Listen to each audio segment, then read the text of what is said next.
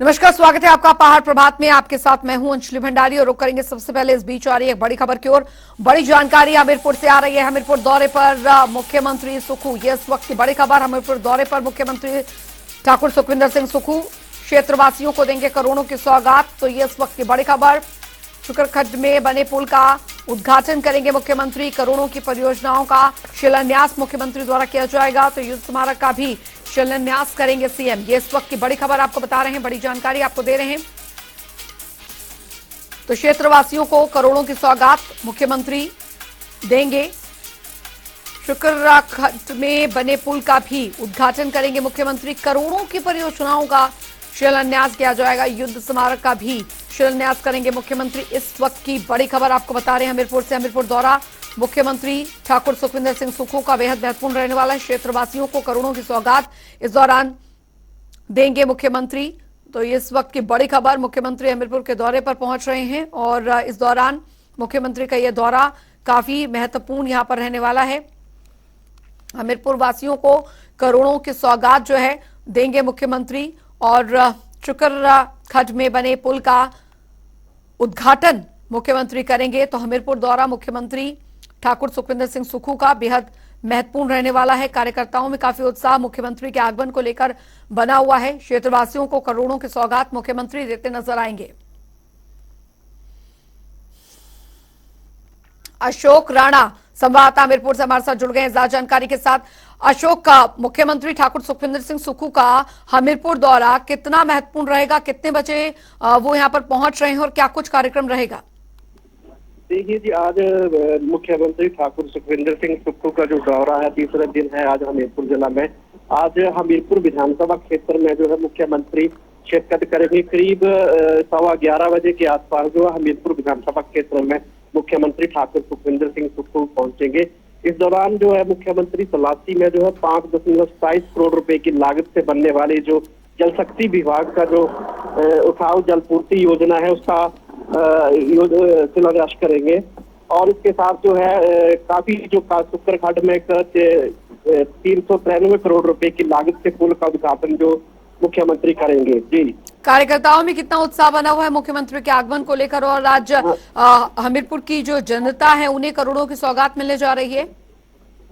कार्यकर्ताओं में मुख्यमंत्री ठाकुर सुखविंदर सिंह सुक्खू का जो दौरा है काफी उत्साह देखने को मिला है। हालांकि हमीरपुर जिला में मुख्यमंत्री के 2 दिन बीत चुके हैं और आज तीसरा दिन है। तो इस दौरान जो हमीरपुर विधानसभा क्षेत्र में पहुंचेंगे तो काफी उत्साह जो है कार्यकर्ताओं में है और महत्वपूर्ण दौरा माना जा रहा है ये मुख्यमंत्री का। जी, चलिए, बहुत बहुत शुक्रिया अशोक इस तमाम जानकारी के लिए। तो हमीरपुर दौरा मुख्यमंत्री का बेहद महत्वपूर्ण रहने वाला है और कार्यकर्ताओं में भी उत्साह बना हुआ है। बढ़ेंगे आगे। इस बीच आ रही एक और बड़ी खबर की रुख कर लेते हैं। बड़ी जानकारी आ रही है वो आपको बता दें। बड़ी खबर, हिमाचल पर भारी अगले 48 घंटे, जी अगले 48 घंटे भारी है क्योंकि 9 जिलों में ऑरेंज अलर्ट जारी कर दिया गया। भारी बारिश से 160 सड़कें बंद हैं। अभी फिलहाल जो जानकारी ताजा अपडेट मिल पा रही है, प्रशासन ने एडवाइजरी जारी कर दी है, उफनते नदी नालों के आसपास ना जाएं और शिमला में 50 मीटर तक जो विजिबिलिटी है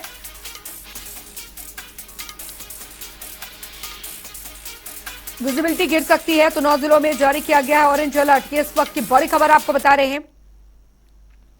हिमाचल पर भारी अगले 48 घंटे, जी अगले 48 घंटे हिमाचल पर बेहद भारी है क्योंकि मौसम जो है वो लगातार खराब बना हुआ है और ऐसे में अब ऑरेंज अलर्ट जारी किया गया है। अभी ताजा स्थिति है 160 सड़कें जो है वो अभी बंद है। यानी अगर आप हिमाचल की ओर जा रहे हैं, शिमला की ओर जा रहे हैं तो आपके लिए सूचना बहुत जरूरी है क्योंकि मौसम बेहद खराब बना हुआ है। रास्तों पर भी जो अवरुद्ध हो रखे हैं रास्ते और ऐसे में यही प्रशासन द्वारा यही अपील की जा रही है कि अभी यहां पर आने से बचें क्योंकि मौसम जो है वो बेहद खराब बना हुआ है। अगले 48 घंटे और भी ज्यादा भारी पड़ सकते हैं। रॉबिन शर्मा संवाददाता हमारे साथ शिमला से इस बीच जुड़ गए हैं ज्यादा जानकारी के साथ। रॉबिन, फिलहाल अभी मौसम कैसा वहां पर बना हुआ है और राज्य मौसम विभाग द्वारा आगे का क्या कुछ पूर्वानुमान है मौसम को लेकर? बिल्कुल, पिछले 2 दिनों से लगातार जो है प्रदेश में बारिश जो है देखने को मिल रही है। बात शिमला की करूं तो यहाँ पर भी पिछले 2 दिनों से जबरदस्त बारिश जो है देखने को मिली है। आज की बात करूं तो आज भी सुबह से यहाँ पर बारिश झमाझम बरस रहे हैं, बादल झमाझम बरस रहे हैं और जो मौसम है वाइड स्प्रेड पूरा हो रखा है, तो लिहाजा आज भी जो है भारी बारिश की संभावना है। अब देखिए 7 और 8 जुलाई को पहले ही जो प्रदेश मौसम विभाग है उसकी ओर से कहा गया था कि अलर्ट किया गया था, तो लिहाजा निश्चित तौर पर उसी का जो है असर देखने को मिल रहा है। अब पिछले कल भी अगर आप देखें तो पूरे शिमला क्षेत्र की मैं बात करूं तो पूरे सड़कें भर गई थी पानी से, और इसके अलावा बहुत जो है बारिश देखने को मिली थी। अब देखना होगा कि इससे नुकसान का जो अभी तक अनुमान है, नुकसान किस तरह का देखने को मिलता है। इसके अलावा 168 सड़कें जो है अभी तक ठप है प्रदेश में। इसके अलावा 2 दिन में जो दिए गए थे जो अलर्ट, उनको लेकर जो है ऑरेंज अलर्ट जारी किया गया है फिलहाल। और इसके अलावा जो 8 और 9 जुलाई को है अगले दिन उसमें भी भारी बारिश की चेतावनी दी गई है। वहीं 10 जुलाई को भी येलो अलर्ट जारी किया गया है अभी तक मौसम विभाग की ओर से। और बताया जा रहा है कि जो ये मौसम का जो बारिश का सिलसिला है ये 13 जुलाई तक चलने वाला है। तो निश्चित तौर पर अभी जो है बारिश लगातार हो रही है। ऐसे में बारिश का जो अनुमान है, जो इससे होने वाले नुकसान का अनुमान है, वो एक बार जब बारिश थोड़ी धीमी पड़ेगी तब सामने ज्यादा देखने को मिलेगा। जी अच्छा रॉबिन, क्योंकि प्रशासन की इस बीच क्या कुछ तैयारी है, क्योंकि सैलानी जो है वो काफी इन दिनों शिमला का जो रुख है वो कर रहे हैं। हालांकि टूरिज्म सीजन अभी फिलहाल खत्म होने को है, लेकिन अभी भी काफी संख्या में जो सैलानी है दूर दूर से वो शिमला का रुख कर रहे हैं। ऐसे में प्रशासन कितना अलर्ट है ऐसी परिस्थितियों को लेकर, ताकि बाहर से आने वाले सैलानियों की जो सुरक्षा है वो भी ध्यान में रखी जा सके? जी, हमने जब पहले बारिश का दौर चला तो हमने देखा कि काफी नाले भर गए थे, काफी सड़कें बाधित हुई, जिसकी वजह से बहुत से वाहन भी फंस गए। ऐसे में सैलानियों के लिए भी एक दिक्कत की बात है कि जो इस भारी बारिश के चलते उन्हें भी यहाँ पे परेशानी का सामना करना पड़ सकता है। तो इसके लिए अगर मैं बात करूँ तो प्रशासन की ओर से दिशा निर्देश भी जारी किए गए हैं, प्रदेश एडवाइजरी जारी की गई है मौसम विभाग की ओर से कि बिल्कुल बिल्कुल, बहुत बहुत शुक्रिया रॉबिन इस तमाम जानकारी के लिए। तो प्रशासन द्वारा एडवाइजरी जो है वो जारी कर दी गई है और अलर्ट मौसम विभाग की तरफ से भी जारी कर दिया गया है कि आने वाले 48 घंटे जो हैं वो काफी ज्यादा भारी रहेंगे। 9 जिलों में ऑरेंज अलर्ट जारी कर दिया गया है।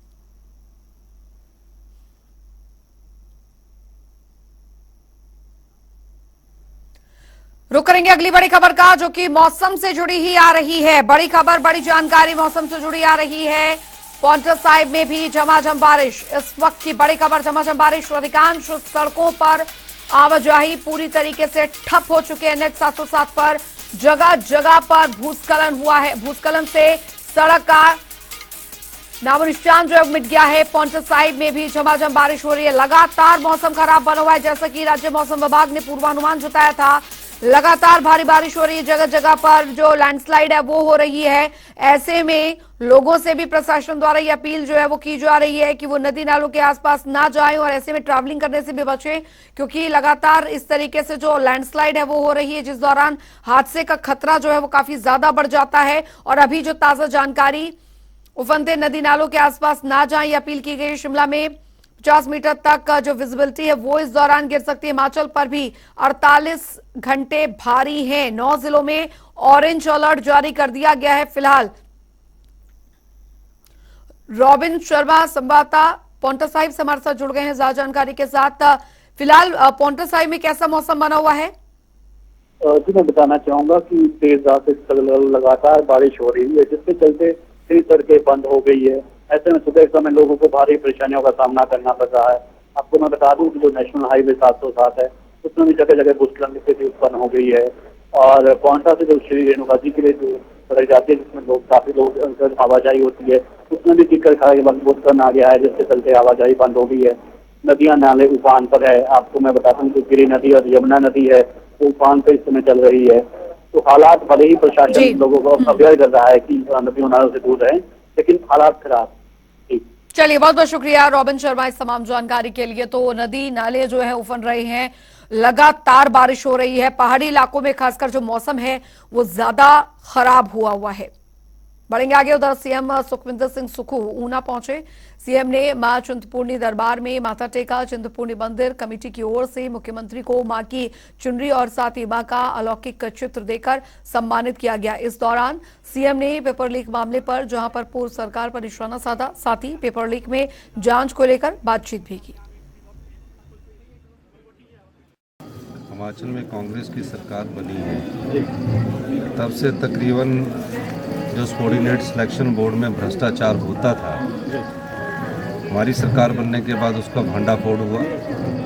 भारतीय जनता पार्टी की सरकार ने उसमें कोई गौर नहीं किया और जब हमें पता लगा कि पेपर बेचे जाते थे तो उस संदर्भ में हमने एक कड़ा फैसला लिया।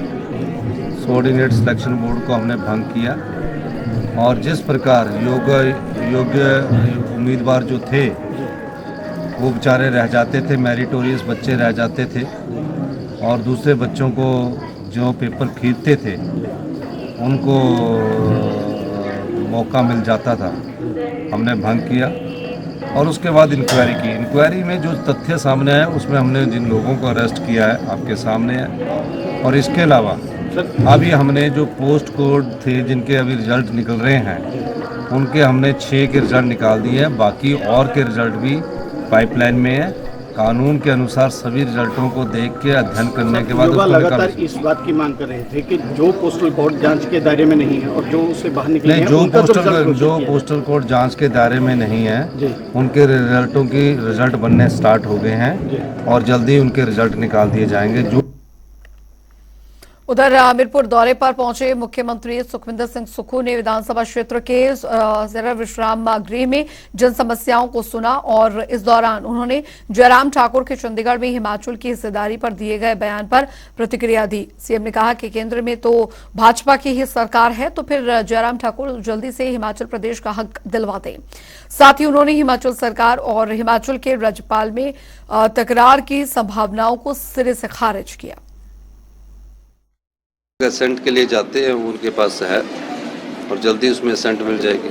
सर SYL पर आपका स्पष्ट मुद्दा है कि सतलुज का जो पानी है और जो यमुना का लिंक नहर है वो हरियाणा को डायरेक्टली भी दिया जा सकता है, क्या कहेंगे? नहीं, SYL का मुद्दा नहीं है, SYL अलग है और जो हरियाणा ने और पानी मांगने की बात की है वो किशाऊ बांध है, रेणुका से भी पानी लेना चाहते हैं और जगह से भी पानी लेना चाहते हैं, वो वाले मुद्दे हैं, उस बारे में हमारी बातचीत चल रही है। सर पूर्व मुख्यमंत्री जयराम ठाकुर ने कहा है कि हम जो मांगे हैं चंडीगढ़ के मुद्दे पर और दूसरे मुद्दे पर उसको मानने को तैयार है लेकिन हम सरकार का समर्थन नहीं करते, क्या कहेंगे? तो केंद्र में उनकी सरकार है, हमारा हिस्सा फटाफट दिलाइए।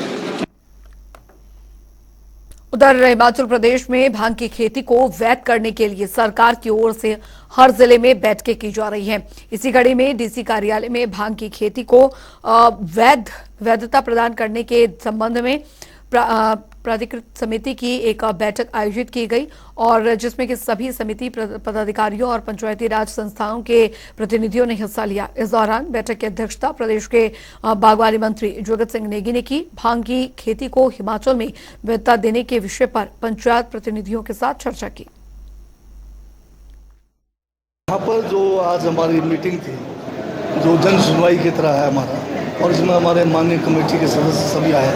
कमेटी के माननीय सदस्यों ने भी अपने विचार रखे और जो जनप्रतिनिधि यहाँ पर सोलन डिस्ट्रिक्ट के आए उन्होंने भी अपने विचार रखे। तो उनके विचारों में जो है एक ही बात है कि जो भी करना है जल्दी कीजिए, ज़्यादातर का ये है और इसको कोशिश नहीं किया जाए, संभल के किया जाए। तो उनको जिनको शंका है कि कहीं जो है नशे को बढ़ावा होगा तो मैं ये कहना चाहता हूँ कि ये नशे के लिए नहीं हो रहा है। नशे का कानून अपने जगह पर रहेगा, अगर कोई गलत जो है इसका इस्तेमाल करेगा उसके लिए वो कानून है। उधर शिमला में गुजरात उच्च न्यायालय में राहुल गांधी की याचिका के खारिज होने पर प्रदर्शन किया गया और राहुल के समर्थन में जमकर नारेबाजी की गई। सुप्रीम कोर्ट के जाने की जो बात कही गई और साथ ही साथ कांग्रेस प्रदेश प्रवक्ता देवेंद्र बुशहरी ने कहा कि ये लोकतंत्र की हत्या है। साथ ही कहा कि 2024 के लोकसभा के चुनावों को देखते हुए ये मामले बनाए जा रहे हैं। इन सब के खिलाफ आज देश भर में कांग्रेस धरना प्रदर्शन भी कर रही है। आज जो ये दरदर प्रदर्शन कांग्रेस पार्टी की तरफ से यहाँ रखा गया है, ये पूरे हिंदुस्तान में जो कांग्रेस पार्टी आज धरना दे रही है। 2019 में गुजरात की एक निचली अदालत ने श्री राहुल गांधी जी के खिलाफ एक मानहानि केस में जो उनको कन्विक्ट किया था, और राहुल गांधी जी ने हाई कोर्ट में जो है उसके खिलाफ जो याचिका दायर की थी, आज उसका जो फैसला आया है उस कन्विक्शन को एक हाई कोर्ट की एक बेंच ने जो है उसको सही ठहराया है। और कांग्रेस पार्टी ठीक है कि अदालत का मामला है, अब इस पर ज़्यादा अपनी प्रतिक्रिया नहीं देते हैं। उधर हमीरपुर में कांग्रेस के पूर्व राष्ट्रीय अध्यक्ष राहुल गांधी को गुजरात हाईकोर्ट से राहत न मिलने पर कांग्रेस नेताओं ने प्रेस कॉन्फ्रेंस करके नाराजगी जाहिर की है। कांग्रेस नेताओं ने इस पूरे मामले को लोकतंत्र की हत्या करार दिया है। हमीरपुर कांग्रेस अध्यक्ष कुलदीप पचानिया ने कहा है कि दरअसल गांधी परिवार को रोकने का प्रयास किया जा रहा है, लेकिन भाजपा इसमें कामयाब नहीं होगी। साथ ही इसे सोची समझी साजिश बताया। वहीं पूर्व विधायक अनीता वर्मा ने कहा कि एक व्यक्ति से ही भाजपा की सरकार कितना डर गई है, ये जग जाहिर है। और आज के दिन इस लोकतंत्र की प्रणाली में जिस तरह लोकतंत्र को भी दबाया जा रहा है, किसी की बात को नहीं सुना जा रहा है, और उसके खिलाफ जो है हम आज प्रेस कॉन्फ्रेंस कर रहे हैं कि ये सरकार की एक सोची समझी चाल है। हाईकोर्ट से राहत मांगी और बड़े अफसोस की बात है हाईकोर्ट ने भी आज उनको राहत नहीं दी। हम कोई उनके खिलाफ नहीं बोल रहे, क्योंकि हम समझते हैं कि जो कानून है वो कानून ठीक तरीके से चलना चाहिए, लेकिन उसकी सुनाई करके थोड़ी बहुत राहत दे देते तो हम समझते हमारे लिए, उस परिवार के लिए, हमारी पार्टी के लिए एक बहुत बड़ा उनका एक अनुदान होता। उधर शिमला में राजभवन के बाहर एसएफआई के छात्रों ने भारी बारिश के बीच भी सरकार के खिलाफ जोरदार नारेबाजी की। छात्र संगठन एसएफआई ने नई शिक्षा नीति, छात्र संघ चुनाव बहाल करने और विश्वविद्यालय में कथित तौर पर गलत तरीके से की गई भर्तियों के खिलाफ प्रदर्शन किया। उन्होंने कहा कि अगर सरकार उनकी बात नहीं मानेगी तो फिर छात्र सड़कों पर उतरकर प्रदर्शन करेंगे। देखिए, पिछले लंबे समय से एसएफआई हिमाचल प्रदेश के अंदर लगातार आंदोलन कर रही है। उसके कुछ मुद्दे हैं, उन्हीं मुद्दों को लेकर हम इससे पहले विधानसभा भी गए थे, उसके बाद राज्य भवन आज उसको लेकर गवर्नर हाउस भी आए हैं। इससे पहले हम शिक्षा मंत्री से भी इसको लेकर मिले थे, सीएम से भी मिले थे, लेकिन उस पर अभी तक सिर्फ आश्वासन मिले। इस पे जो कुछ हमारे मुद्दे हैं वो है राष्ट्रीय शिक्षा नीति, जो आज पूरे देश के अंदर एक बहुत बड़ा मुद्दा बनकर सामने आया है, जिसमें सही मायने में अगर उसको देखा जाए एक जिसको कहेंगे डेमोक्रेसी को ख़त्म करते हुए या जो लोकतंत्र की एक प्रक्रिया है उसको दरकिनार करते हुए राष्ट्रीय शिक्षा नीति को आज हिमाचल या पूरे देश के छात्रों पर थोपने की कोशिश कर रहे हैं।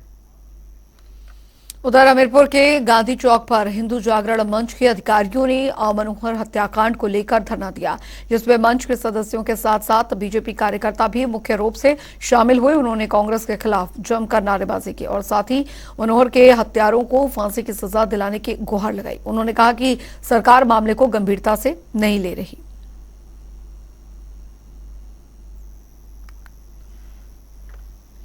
उधर हिमाचल सरकार ने 4 फोरलेन के दोनों किनारों पर 105 मीटर तक किसी भी प्रकार के निर्माण पर रोक लगा दी है, जिसको लेकर भाजपा कार्यकारिणी सदस्य खुशहाल ठाकुर ने सरकार को घेरते हुए कहा कि इस तरह के निर्णय कभी अंग्रेजों के शासन में भी नहीं लिए गए, जो अब कांग्रेस की सत्ता में लिए जा रहे हैं। उन्होंने कहा कि इससे प्रदेश के हजारों लोग प्रभावित हुए हैं और ऐसे में सरकार ने जल्द कोई निर्णय नहीं लिया तो फिर जनता सड़कों पर उतर आएगी।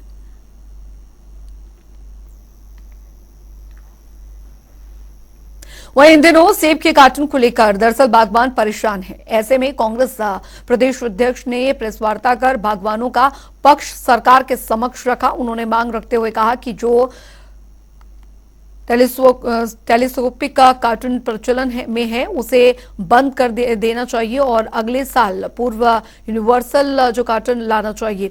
इसी के साथ ही उन्होंने कहा कि हिमाचल के बागवान टेलीस्कोपिक कार्टन में अपनी फसलों को बाहरी राज्यों में बेच रहे हैं और इससे सरकार को राजस्व का भी नुकसान हो रहा है। तो वहीं बागवानी मंत्री ने स्पष्ट किया है कि सेब यूनिवर्सल कार्टन की बजाय किलो के हिसाब से ही बेचा जाएगा।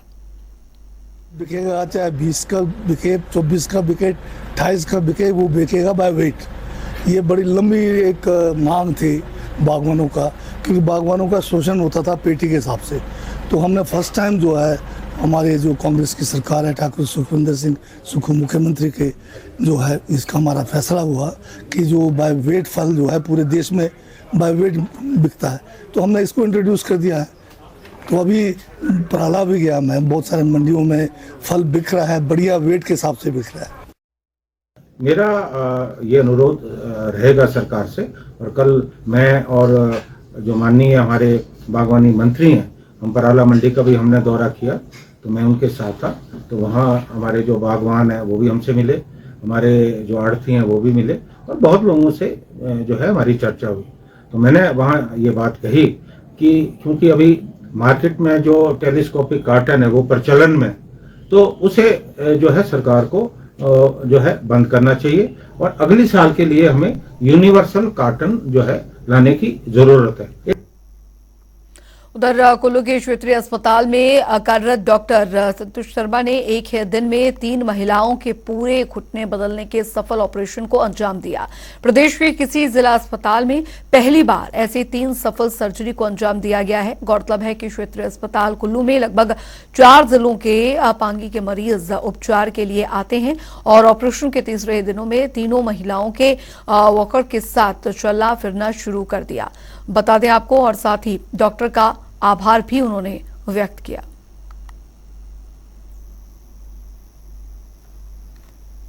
उधर नाहन में बैडमिंटन एसोसिएशन ने जिला स्तरीय बैडमिंटन चैंपियनशिप आयोजित की है। चैंपियनशिप में बड़ी संख्या में प्रतिभागियों ने हिस्सा लिया।